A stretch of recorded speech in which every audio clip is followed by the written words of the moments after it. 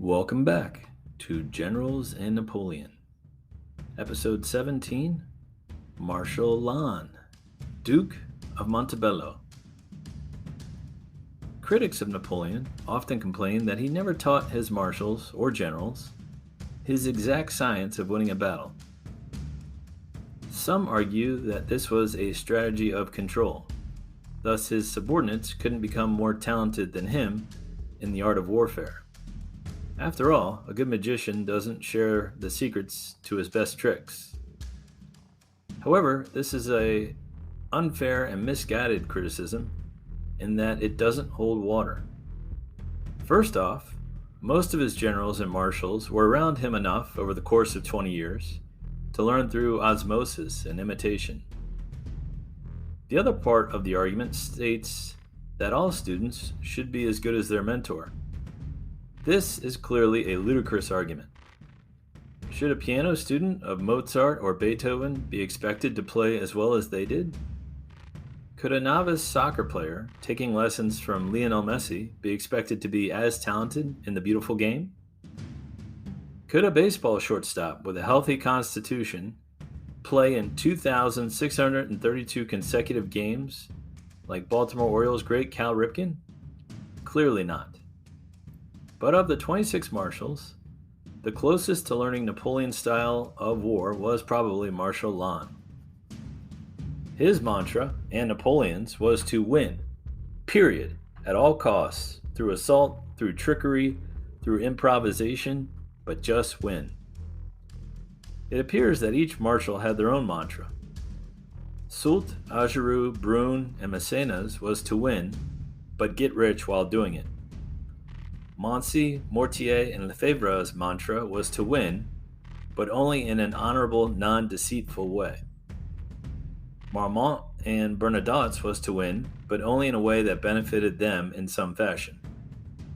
And speaking of fashion, Murat's was to win, but to look good while doing it. Ney and MacDonald wanted to win, but only if glory was involved. There was little honor or glory to be won in the Peninsula War, and their performance reflected that. Sadly, the one marshal who truly understood Napoleon's method of war was the first one to leave him via death on the battlefield. Lannes' premature death in 1809 was to cost Napoleon his best friend and his most able independent commander.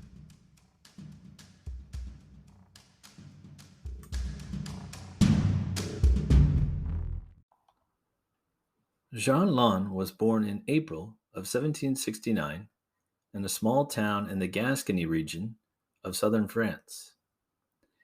Interestingly, that same year saw the birth of Napoleon, the Duke of Wellington, and Marshals Soult and Ney. Lannes was the son of a peasant farmer, Jean Lannes Sr., and his wife Jean. Young Jean Lannes had 4 brothers and a sister, so there wasn't much money available for a formal education. He was described as an unruly and headstrong child, always getting into mischief around town. It must have been a shock for the townspeople to see that troublesome young boy show up years later as a marshal, a duke, and best friend to the emperor. But that boy had a restless brain and a zeal for action. One of his older brothers was a priest and taught the future marshal how to read and write. His restless brain never stopped learning from there. He was originally apprenticed to become a dyer, but the lure of a more exciting life in the military motivated him to join a volunteer army battalion in 1792. He was almost immediately elected to second lieutenant. As the armies of the royal monarchies headed to France to squash this French Revolution, the civilian armies of France received quick training in order to meet this onslaught. Young Lannes was sent to a training camp near Toulon, and while there he learned his new trade under the tutelage of a soldier named Pierre Pouzet. The veteran Lieutenant Pouzet had already been in the army for a decade and admired the courage and quick wit of Lannes.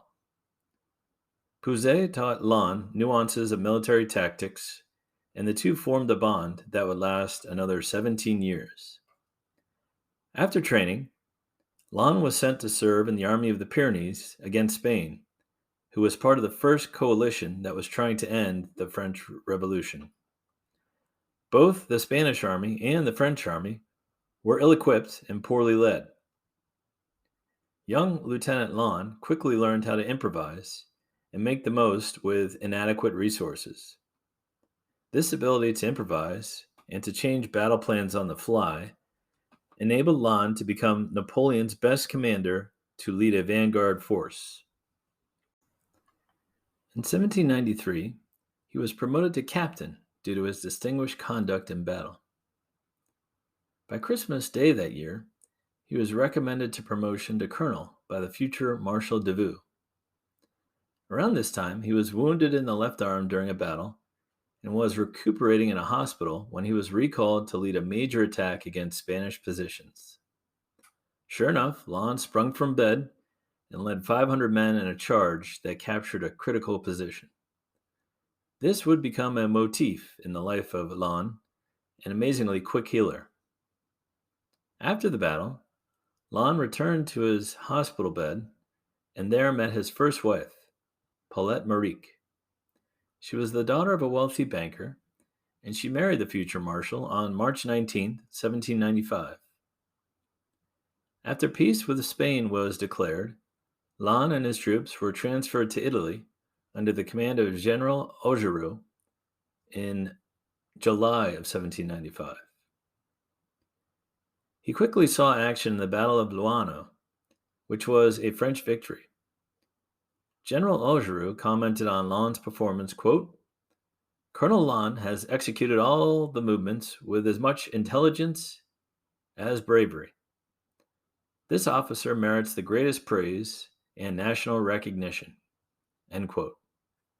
However, later that year, Lannes was put on half pay due to a reorganization of the French army. That disappointment left the future marshal saddened, and he was about to return to France when a new commander-in-chief named Napoleon took over the army of Italy. In the April 1796 Battle of Dago, Lannes helped clear the town with an efficient bayonet charge. His personal magnetism and fiery enthusiasm endeared him to his men. Indeed, his heroism eventually became legendary in the French camp and earned him the nickname of Ajax, in reference to the Greek hero from the Iliad. He was also known as the Roland of the army. At the pivotal Battle of Lodi, Colonel Lannes was among the first to charge across the bridge under murderous fire from the Austrians. Upon crossing the bridge, he seized an enemy standard and was about to seize a second one when his horse fell underneath him. Surrounded by enemy cavalry, he grabbed the horse of an enemy officer, killed its rider, and plowed through to make it back to his men. Against all odds, Napoleon's 7,000 troops defeated 10,000 soldiers at Lodi. At the Battle of Bassano, Lannes again performed Herculean feats as his soldiers captured 5 enemy flags, including 2 that Lannes took personally, but was again wounded in battle. Napoleon was impressed and recommended his promotion to brigadier general, saying, quote, "He was among the first of those to reach the enemy at Dago, was the first to pass the bridge at Lodi, and now to enter Bassano." End quote. His promotion was granted. Wounded twice at the Battle of Arcola, he was knocked out and carried to the hospital by his troops. As he came around, he pushed the doctors aside after he heard of continued retreats of the French army.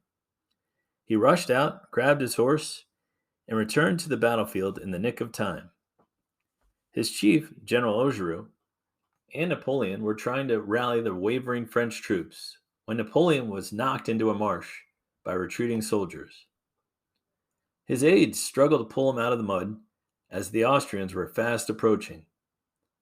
Lannes and his grenadiers launched an immediate assault that swept back the enemy and allowed Napoleon's aides to pull him to safety. This noble act cemented their friendship, As Napoleon later recalled during his exile, wounded, he was still suffering, but he placed himself between me and the enemy. He received 3 wounds, but he did not wish to retire. End quote. In 1797, Lannes was in command of a column of troops in Bologna, Italy, as part of a vanguard advancing towards the Papal States around Rome. With his usual gusto, Lannes galloped ahead on his horse, outdistancing his aides and his escort troops, when he ran into 300 soldiers from the Papal cavalry. The enemy commander ordered his men to draw swords and prepare to attack. The quick-witted Lannes knew he was cornered, so he tried a ruse. He immediately shouted at the enemy, quote, "How dare you draw swords? Sheath them at once." End quote. The enemy commander, probably stunned and confused, but replied, quote, "Very good, sir." End quote. Lannes continued, saying, quote, "Dismount and lead your horses to my headquarters." End quote. The enemy officer replied, quote, "Very good, sir." End quote. And off they went. Lannes remarked afterwards, quote, "If I had bolted, some clumsy fool would have had a shot at me. I thought it would be less risky to try a bit of cheek." End quote. In 1798, the French government decided to strike at England by way of conquering Egypt. Napoleon was entrusted with the task, and he, of course, wanted his bravest and most tenacious officers, so Lannes was added to the list of staff. In July of 1798, the French expedition arrived in Egypt and quickly overran the city of Alexandria. During the advance through the desert to the capital of Cairo, many officers and soldiers complained bitterly about the conditions. Lacking water and proper clothing, the advance turned into a slog. Some soldiers even resorted to suicide with their pistols. Eventually, Cairo was captured, but the gripes continued and started emanating from the generals. One such complainer was General Murat, the cavalry leader and one of Napoleon's most trusted paladins. Although the complaint was made privately, it made its way to Napoleon's ears.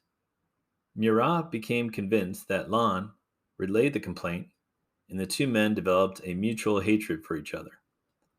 The proud, egotistical Murat was always being taken down a peg by the volatile, tactless Lannes. During the occupation of Cairo, the inhabitants rose up and revolted against their new French rulers in October of 1798. Lannes helped put down the revolt, which cost the lives of 300 Frenchmen and several thousand Egyptians. Want to make a podcast? Spotify's got a platform that lets you make one super easily, then distribute it everywhere, and even earn money, all in one place for free. It's called Spotify for Podcasters, and here's how it works. Spotify for Podcasters lets you record and edit podcasts right from your phone or computer. So no matter what your setup is like, you can start creating today. Then you can distribute your podcast to Spotify and everywhere else podcasts are heard. Video podcasts are also available. With Spotify for Podcasters, you can earn money in a variety of ways, including ads and podcast subscriptions. And best of all, it's totally free with no catch. Ever since I discovered Spotify for Podcasters, I've really enjoyed the ease of use and the distribution ability of this platform.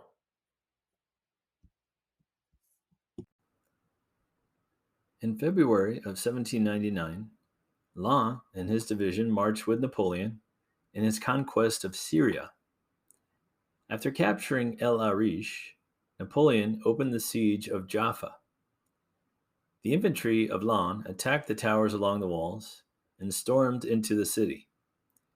Enraged by the abuses of the Ottomans on the wounded and dead French soldiers, the garrison of Jaffa was slaughtered by Napoleon's men. In a twist of fate, Napoleon's troops were decimated by an outbreak of the plague in the city, which ultimately killed 2,000 troops. The weakened French army pushed on to the city of Acre and opened a siege against the city in March of 1799. But this time, Napoleon's siege would fail. The Ottoman army was reinforced by the British Navy, and the defenses were much more stout. Lannes led the first attack, and a tower wall was seized, but the French were beaten back to their siege lines.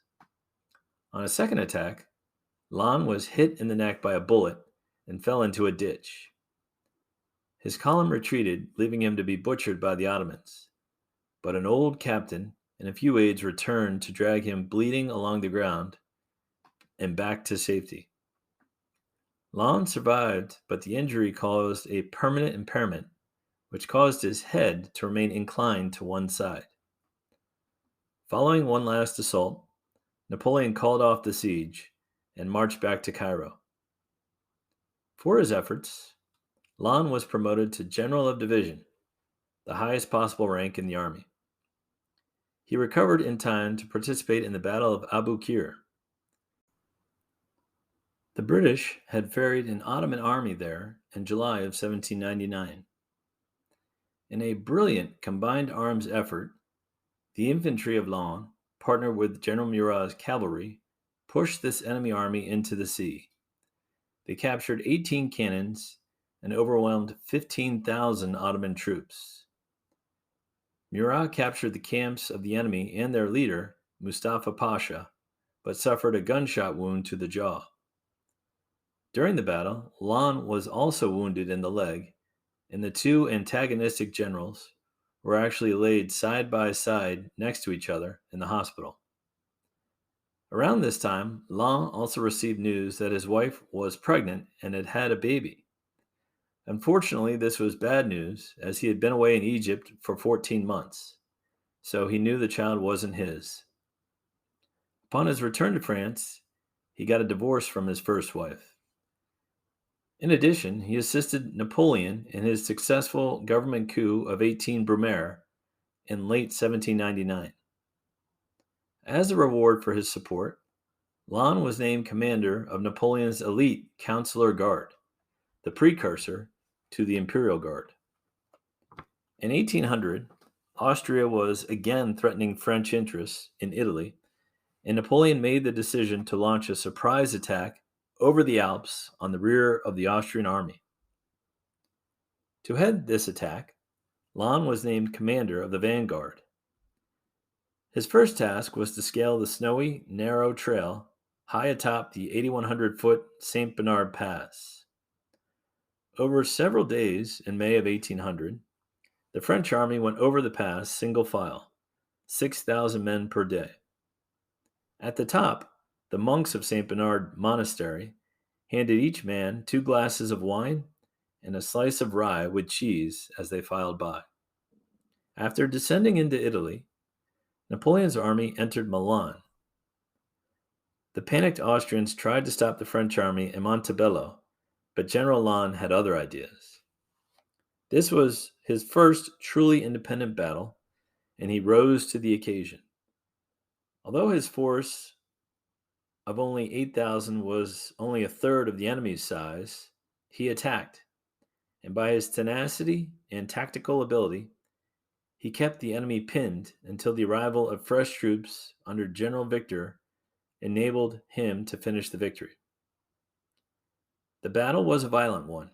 As Lannes stated, quote, "The bones cracked in my division, like glass in a hailstorm," end quote. But it was his landmark success on the battlefield, and he was later named Duke of Montebello by Napoleon in 1808. He later helped Napoleon win one of his most famous battles at Marengo against the Austrians. This victory secured the government of the First Council, and Austria made peace with France. After the Marengo campaign, Lannes courted the hand of Caroline Bonaparte, sister to Napoleon, but he lost out to his arch-nemesis Murat. Unbeknownst to Lannes, he was lucky not to win her hand, as Caroline was a relentless intriguer against both her brother and sometimes against her husband. Instead, He married a countess, Louise Antoinette, who bore him 5 children, 4 sons and a daughter. By all accounts, they had a happy marriage.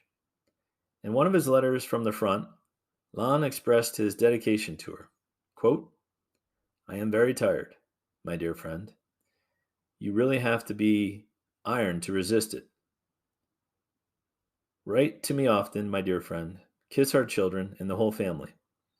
I don't need to tell you how much I love you. It's of heart and soul. End quote. Lannes also maintained a tight bond in Paris with Napoleon and was one of the few around him to address him using the more familiar, friendly version of you in French, tu, rather than the more formal vous. For this, and for his coveted role as commander of the Councillor Guard, the jealous Murat and his protege, General Bessières, conspired against him.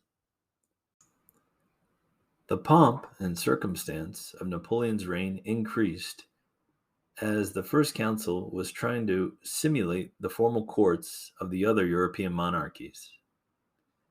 In trying to keep up with the lavish parties of the court, Lannes spent his money freely and equipped the Councillor Guard in the most gorgeous uniforms money could buy. Unfortunately, he overspent his budget by more than 300,000 francs. Murat, hearing of this from Bessières, brought it to the attention of Napoleon. Lannes was then called out onto the carpet by Napoleon, who ordered him to immediately refund the money. Murat and Bessières were thrilled to see Lannes disgraced. In his time of need and facing a possible court-martial, Lannes turned to his old friend and former chief, Augereau, to lend him the money. The wealthy Augereau happily did so, without interest. Although Lannes was able to refund the money, Napoleon dismissed him from command of the Guard and reassigned him as ambassador to Portugal in 1801. In this role, opinions vary at Lannes' effectiveness. It was said that he dragged an oversized sword all over the palace floors of the Portuguese capital. Some say he was trying to intimidate the royals of Portugal, or perhaps the diplomats from England, a country that Lannes despised. His brusque manners and hot temper also led to a number of confrontations with other diplomats in that country. However, the Prince Regent John of Portugal warmed up to Lannes and eventually became godfather to one of his sons and provided him with 3 handfuls of diamonds, one for his son, one for his wife, and one for Lannes. When he returned to France, Lannes was able to repay Augereau for the loan. Lannes' own assessment of his ambassadorship was typically frank. Quote, I have done the impossible. I have attained great advantage for our commerce. I have buried English influence in Portugal. End quote. He remained in Portugal until 1804, when he was named one of the original 18 marshals of the empire. He returned to Paris in December of that year to attend Napoleon's coronation as emperor. He also bought a historic home in Paris, the Château de Maison, which you can still visit today. In 1805, he was appointed to command a corps in the coastal camps of Boulogne, where Napoleon's army trained and drilled for the proposed invasion of England. However, the Austrians were active and threatening again, so Napoleon, Lannes, and the rest of the Grande Armée marched into Ulm, Germany to surround their vanguard under General Mack. During the rapid advance to the Austrian capital of Vienna, the infantry of Lannes continued to march in close support of Murat's cavalry. The 2 marshals pressed on to seize the main bridge into the city using improvisation, boldness, and a bit of cheek. Although the 2 men didn't like each other, they were both unquestionably brave and probably dared each other to try something unorthodox. The defense of the bridge had been entrusted to General Auersperg, along with several thousand soldiers. The bridge was sighted by a formidable battery of artillery and was about to be blown up when Murat and Lannes arrived. The two marshals blithely walked down the bridge in glittering uniforms, adorned with their medals and diamond hilted swords, and shouted out to the awe-struck enemy soldiers that an armistice had been declared. The marshals claimed that the terms of the armistice stated that the bridge was to be handed over to the French. Thereupon, the commander of the Austrians withdrew his men and sent word to General Auersperg to confirm their story. Meanwhile, the two Frenchmen continued to stroll in an unconcerned manner across a bomb-laden bridge. Meanwhile, behind them, a strong number of infantry followed under the command of future Marshal Oudinot. When the Austrian commander asked what those French grenadiers were doing, Lannes told him the troops were only moving to keep warm. When the French marshals reached the Austrian end, they found a sergeant of engineers actually trying to light the bomb fuse. Lannes caught him by the arm and snatched the match from his hand, telling him that he would be disgraced if he blew up the bridge. Then the two marshals ran up to the officers in charge of the artillery and asked them who was in command if a mere sergeant was allowed to give the orders. As confusion reigned, General Auersperg himself arrived, and the marshals told him the same tall tale, affirming the French troops were to occupy the bridge. Uncertain, but eventually convinced, he allowed himself to be bluffed, and Oudinot's men rushed and secured the bridge, thus allowing Napoleon's army to cross the Tabor Bridge without a shot fired. Unfortunately, the Austrian general Auersperg was court-martialed, convicted of negligence, and stripped of his rank for giving up the bridge so easily. Pardoned in 1812, he stayed in retirement until his death in 1822. After this bit of drama, the French army marched to meet the Russians and Austrians at Austerlitz. Lannes and Murat held the left wing, and Davout the right wing at the Battle of Austerlitz, while Marshal Soult crushed the center of the Allies. Lannes and Murat had succeeded in capturing 7,000 enemy troops and 27 cannons. In the official bulletin of the victorious battle, Lannes' contribution was barely mentioned, and the volatile marshal threw up his command, submitted his resignation, and left for his hometown in France. The townspeople there welcomed him, proud of the once wild young boy who was now their most famous native son. But in 1806, he was once again called to the front, as the emperor needed his fire eater for the upcoming war against Prussia. Lannes took command of his corps on October 7th, and a few days later he attacked a Prussian force near Saalfeld. Using a clever combined arms effort, the French infantry and cavalry manhandled the Prussians, giving Lannes a resounding victory. The Prussian commander, Prince Ferdinand, was cut down and killed, and the Prussians suffered 1,700 casualties to just 200 for the French. The victory is still studied today at the French Military Staff College. The battle also shattered the aura of Prussian invincibility. The French next moved on to the Battle of Vienna, which Lannes and Napoleon fought a battle they could not lose. However, the impetuous Marshal Lannes caused a minor problem by attacking without orders. Although his attack was initially successful, it was almost too successful, as he and his troops became overextended. Recognizing the bulge in his lines, the Prussian general ordered a counterattack and began to envelop Ney's forces.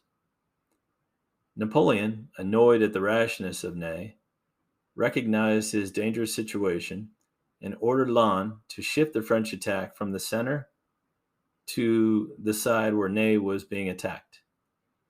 This move made the French center weak, but Napoleon deployed his Imperial Guard to plug the hole.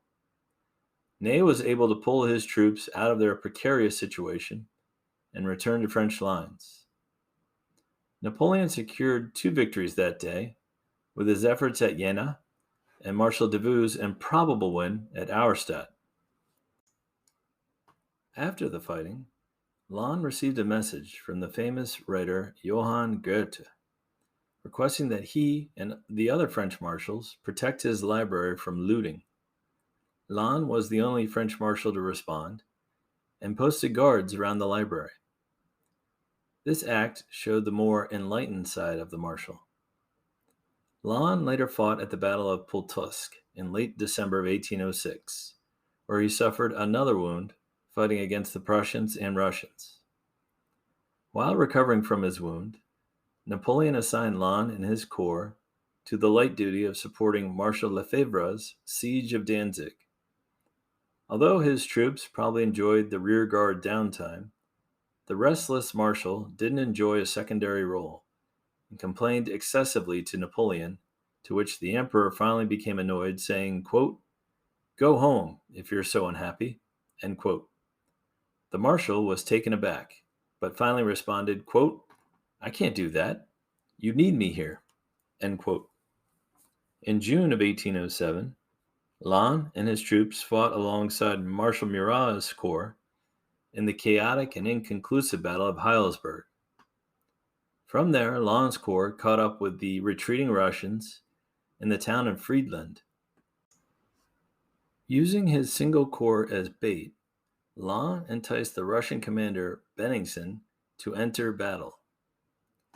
One of the maxims of Napoleon's corps system was that any one of his corps should be able to fight on its own for 24 to 48 hours until help arrives.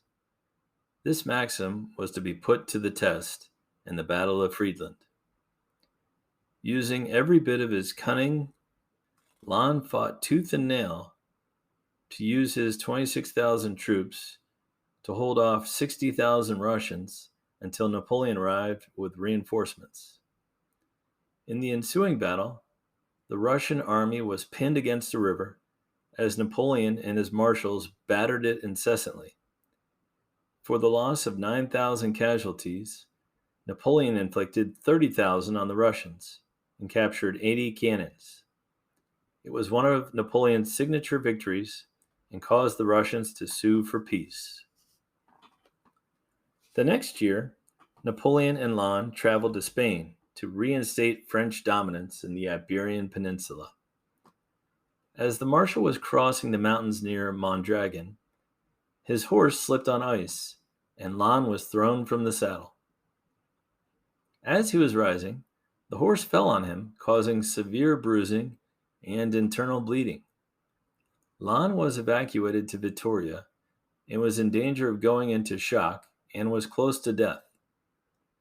The brilliant French surgeon, Dominique Léry, ordered a large sheep to be flayed, and the skin was wrapped around the marshal's body along with warm flannels. He quickly fell asleep, and when he woke, his body was covered in perspiration, but the swelling and internal bleeding had subsided. A few days later, he was miraculously healed and well enough to resume command of his corps and beat the Spanish army at Tudela. The research on this treatment is fascinating. Apparently, sheepskin slowly releases anti-blood clotting agents, thus improving the microcirculation of pressure wound tissues. It also promotes the regeneration of blood vessels and has been used as a healing agent for burn victims. Sheepskin also wicks moisture away from the body and repels bacteria and mold.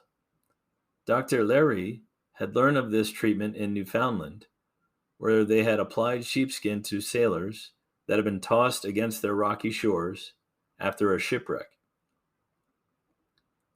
After the Spanish were defeated at Tudela and other points, Napoleon and his army re-entered the capital of Madrid.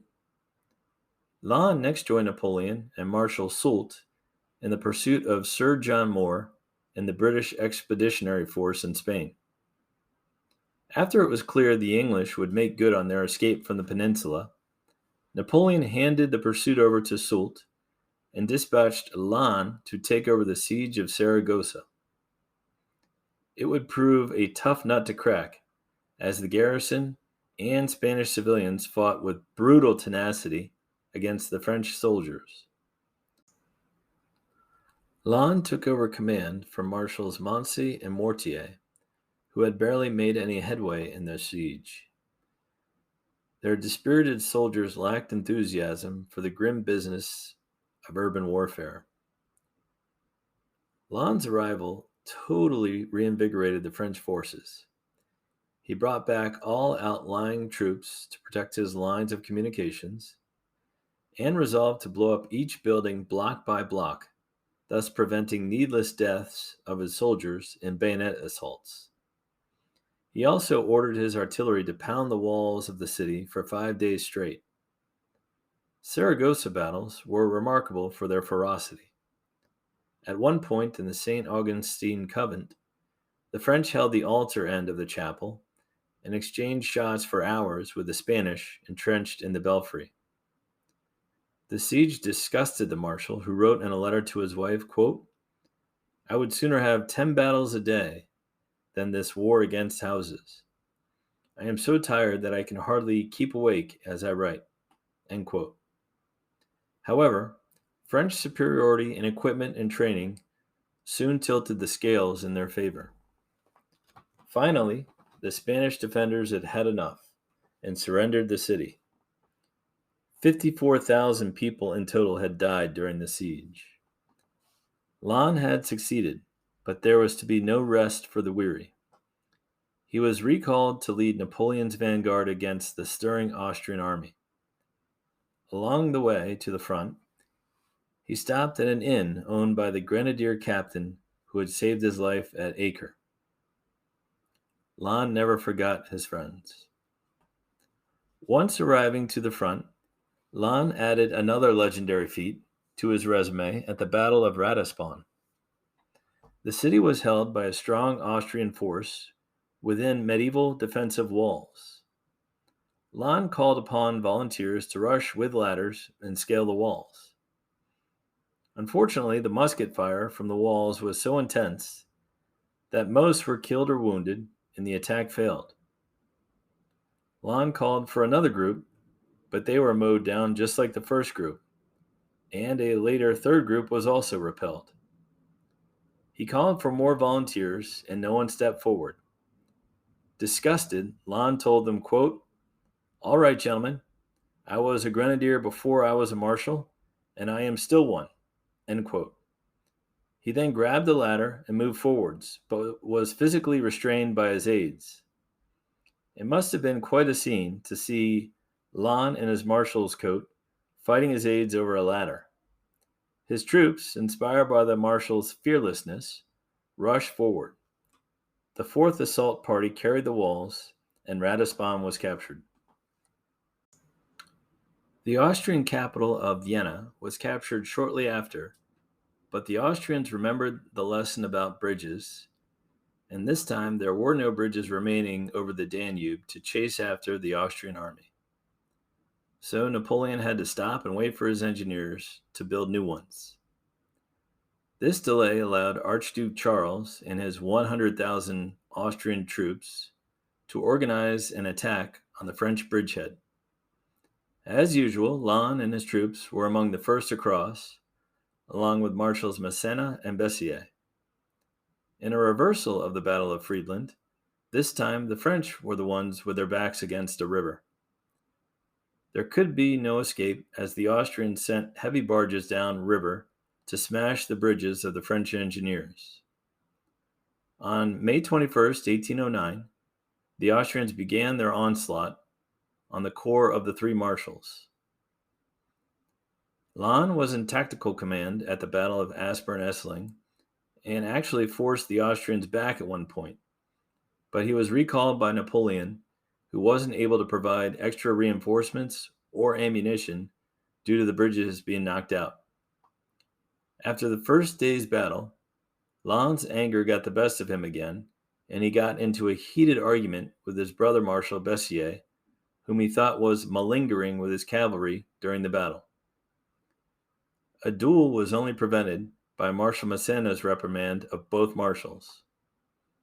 On the second day of the battle, Napoleon had amassed 77,000 troops, but the Austrians fought tenaciously, perhaps upset that their capital had been taken over by the French. In typical fashion, Lannes threw back the Austrians yet again, who were only saved when Archduke Charles threw in his last reserve troops and led them in person to push Lannes and his corps back to the river. Napoleon finally realized that a retreat back to Vienna must be ordered. At the end of the second day, Lannes was in conversation with his old instructor, General Pouzet, who was serving as his chief of staff. As they were chatting, an enemy cannonball was fired and decapitated Pouzet. Lannes was already despondent that he had to retreat, but the loss of his friend was more than he could bear. Visibly upset, Lannes went to sit down in a ditch when another cannonball was fired in his direction. The cannonball struck him just where his legs were crossed. The kneecap of one leg was smashed, and the back tendons of the other was torn. His aides rushed over to help him. The marshal said, quote, "I am wounded. It's nothing much. Give me your hand to help me up." End quote. However, Lannes could not rise. He was carried away, and one of his legs was quickly amputated. Once the surgery was completed, Napoleon knelt down next to his friend and wept openly in front of the army. Lannes bore the operation well, and his health was showing signs of improvement. But the heat of the season and the lack of potable water contributed to his decline. He went into a delirious fever and passed on May 31st, 1809. He was mourned by the army, and especially Napoleon, who said, quote, "I lost the most distinguished general in my army, and a companion in arms for 16 years, who I considered my best friend." End quote. Lannes had an impressive battle record of 8 wins and 1 loss. As his aide-de-camp Baron Marbot said of his marshal, quote, "Lannes was of middle height, but very well built. His countenance pleasant and expressive, his eyes small, but indicating a keen wit. His disposition very kind, but passionate. His ambition boundless, his activity extraordinary, and his courage undaunted." Of his loss, General Lefebvre stated, quote, "And Marshal Lannes, we lost one of the most gallant men our armies could at any time boast of. His life was too short for his friends, but his career of honor and glory was without parallel." End quote. Although he and his career end before the rest of the marshalate, he packed a lot of adventure into that time span. His wife never remarried and outlived the marshal by 47 years, passing in 1856. One of the marshal's sons, Gustave, became a general of division under Napoleon III.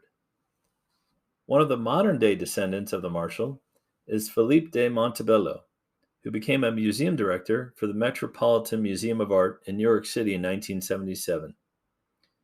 During his tenure, the world-famous museum doubled in size to 2 million square feet, and he was the longest-serving director with 31 years at the helm. It is always interesting to learn about the modern-day descendants of the French marshals. I believe we will finish on this point. Join us next time when we learn about the one marshal with descendants that still sit on a throne to this day, Marshal Bernadotte, who eventually became King of Sweden. Thanks for listening.